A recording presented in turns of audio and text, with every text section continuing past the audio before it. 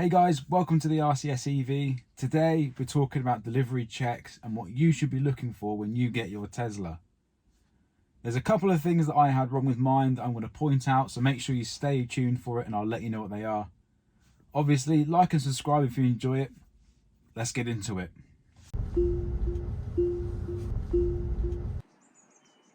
Now this may come as a shock to all of you, but this is a car. And as with most cars, it has 4 doors, 4 wheels, etc. and bodywork, paint, lights. So, to cut the long story short on the exterior, look for damage, scratches, dents, anything you can find, especially on your alloy wheels if you get the bigger ones. And then the main thing with these cars is to make sure everything's all lining up. So your lines down here, make sure they all line up. Your panel gaps. These seem to be a real bugbear of a lot of people with panel gaps not lining up. And the other thing I've mentioned that most of you probably won't even realise, it took me 4 months to notice it, but these little black caps that cover the bolts of the wiper blade arms, this one keeps coming off. This is the 4th one now that I've got on, and it's finally the right size because, I don't know, I was going over speed bumps or whatever and it was just basically disappearing. So make sure they're on there. Around the back, make sure your charge port works, just poke the bottom, open it comes, you get a little white light there, it's ready to have some kind of charger connected. And one thing you do need to do, which I haven't done here, is clean your car, which actually leads me on to something quite interesting. So when this was delivered, it was delivered by the trailer driver, and he told me there is something called a dark and dirty delivery. Now this isn't that kind of channel, but what he effectively said was, if it was raining, if it was dark, or if the car was delivered on a trailer or driven to your house in anything that was uncovered and open to the elements, you effectively have, I think, 48 or 72 hours, so 2 to 3 days to complete the checks that Tesla asked you to sign off on in an email. Now mine came late, it was dirty because it was delivered on an open air trailer, and that's what he told me. So I did take the full 2 days to really check it over before I signed it. So don't let Tesla pressure you into signing off on it if you're not totally happy. One thing to check in the front, number 1, you got your tow hook here, but number 2, this is actually an emergency release. Make sure it works. Something else to make sure your car's got, in the UK it comes with 2 cables. This one on the left, that's for your public charging, so that fits into your AC charging pillars. Gets you up to 11 kilowatts in these particular cars. Number 2 is this. That is the mobile connector, mobile charger, whatever you want to call it. Effectively, you can plug it in with a normal mains plug and it gives you a bit of charge. You can also go on Tesla's website and buy one of these. Then you can use this as a 7 kilowatt charger. It's exactly what I did. I'll put a link in the description now, a little pop-out banner that will show you how to get one for you. So something else you want to check is that each Tesla should come with one of these kits.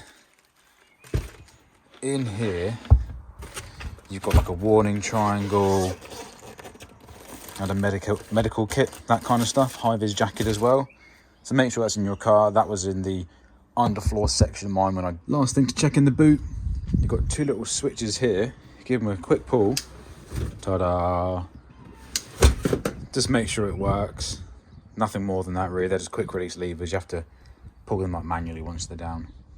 That's it for the outside. Let's go to the inside.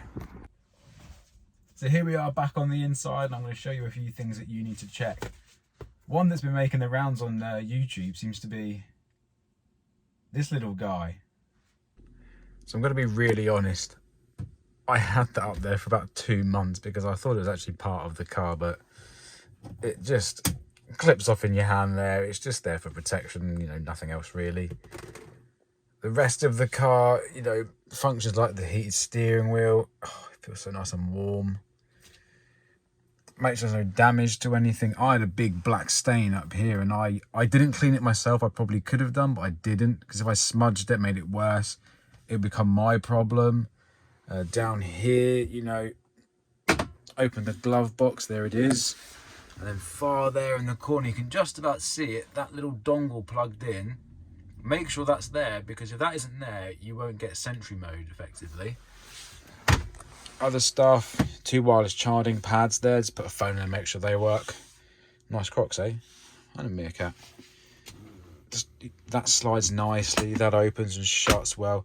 Just general bits and bobs, you know, screen washing, the basic stuff. Just give it a quick check before you actually take this out on the road. Now there's one thing, this is the one thing I implore you to check on all of your doors. Your manual release, because if you have an accident, you're relying on that to get out. And if you've not checked it, it's not working, then who's the one who looks a fool?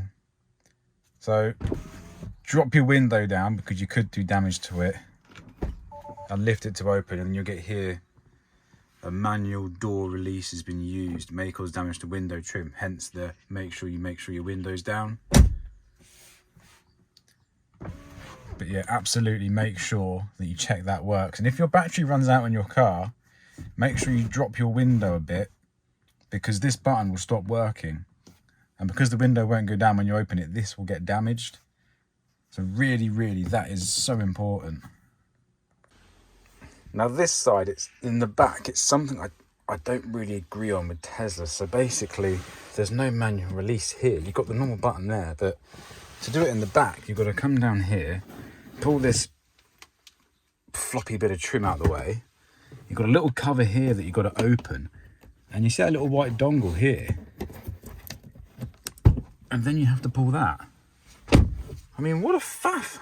Can you imagine trying to do that in an emergency? I mean, you put a comment on there if you like, but I don't think that's a very good idea. What do you guys all think?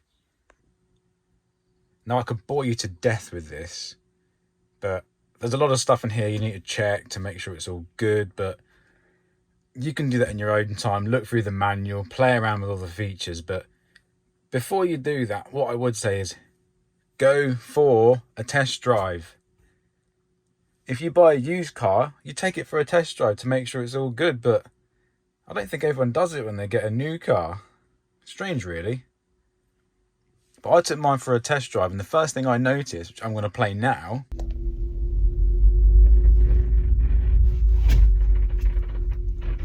that was my boot lid making that really loud noise. That went into Tesla to get fixed, and effectively my boot lid wasn't actually lined up properly.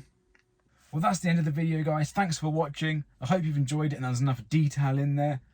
I was really trying to not go too much into detail and let you guys do that little bit yourself, but there's a few things in there that you perhaps might not known of, but hopefully there's enough in there. If you want one with more detail, let me know and I will make one.